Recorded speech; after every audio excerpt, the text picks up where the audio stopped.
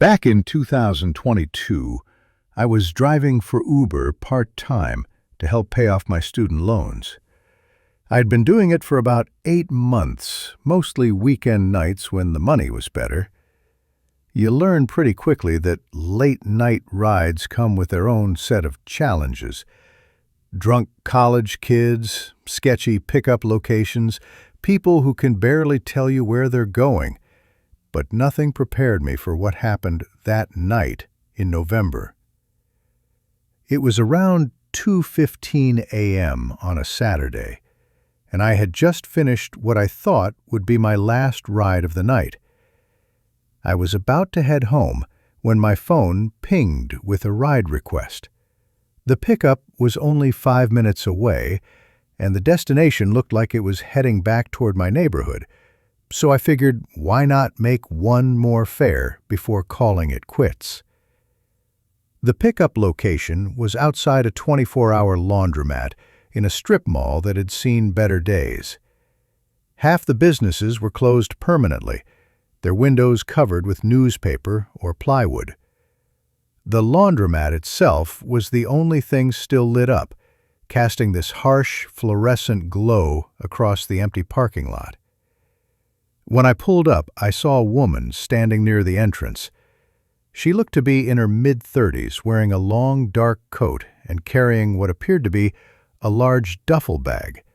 Her hair was pulled back in a ponytail, and she kept looking around nervously, like she was expecting someone. I rolled down my window and called out, "Jessica?" She nodded quickly and hurried over to the car.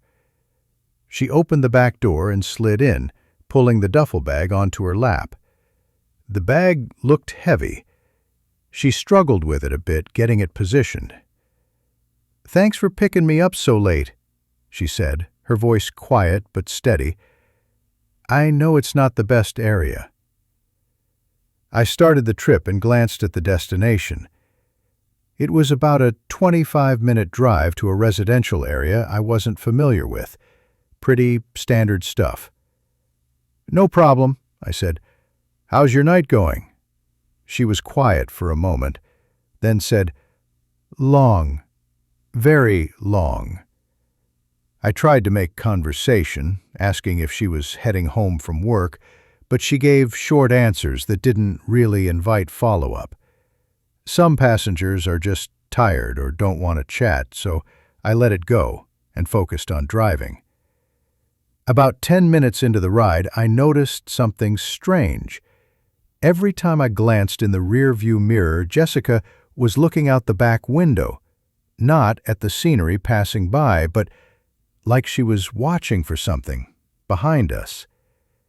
At first, I thought maybe she was just spacing out, but it was consistent. Every single time I looked, she was turned around, looking back. "Everything okay back there?" I asked. "Yeah," she said, but she didn't to say to that, so I kept driving. But now I find myself checking my own mirrors more often, looking for headlights that might be staying too close or taking the same turns we were taking.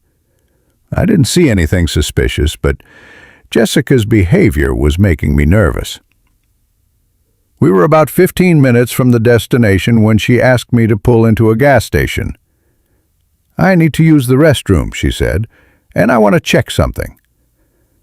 I pulled into a well-lit Shell station and parked near the entrance. Jessica got out, taking the duffel bag with her. She went inside, and I sat there waiting, checking my phone and listening to the radio. She was gone for maybe 7 or 8 minutes, which seemed like a long time for a bathroom break. When she came back out, she looked different, more relaxed, like some tension had left her shoulders.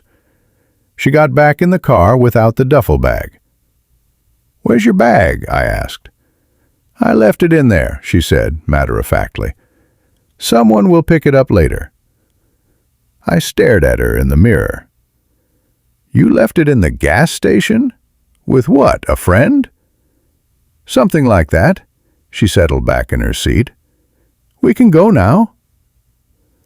I was confused, but it wasn't really my business what she did with her belongings.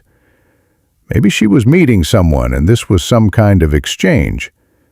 I started the car and pulled back onto the road. The rest of the trip was quiet until we got to her neighborhood. It was one of those older suburban areas with big trees and houses set back from the road. Pretty typical middle-class area.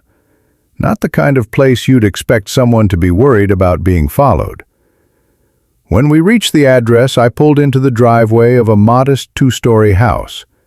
Most of the windows were dark, but there was a porch light on.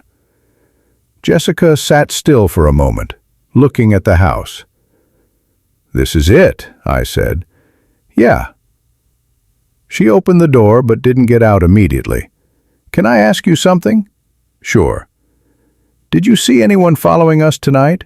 Any car that stayed behind us for too long?" I thought about it. "No, I don't think so." "Why? Are you in some kind of trouble?" She was quiet for a long moment. Then she said, "I used to be, but not anymore." She stepped out of the car and closed the door, then leaned down to the window. "Thanks for the ride, and thanks for not asking too many questions." I watched her walk up to the front door. She had a key and let herself in, turning off the porch light behind her. I sat there for a minute trying to make sense of the whole interaction, then backed out of the driveway and headed home. The next morning, I was having coffee and scrolling through my phone when I saw a news story that made my blood run cold. The headline read, "Local woman's remains found in storage unit." Remains of a woman who had been missing for 3 weeks. The article said the remains were found in a large canvas bag.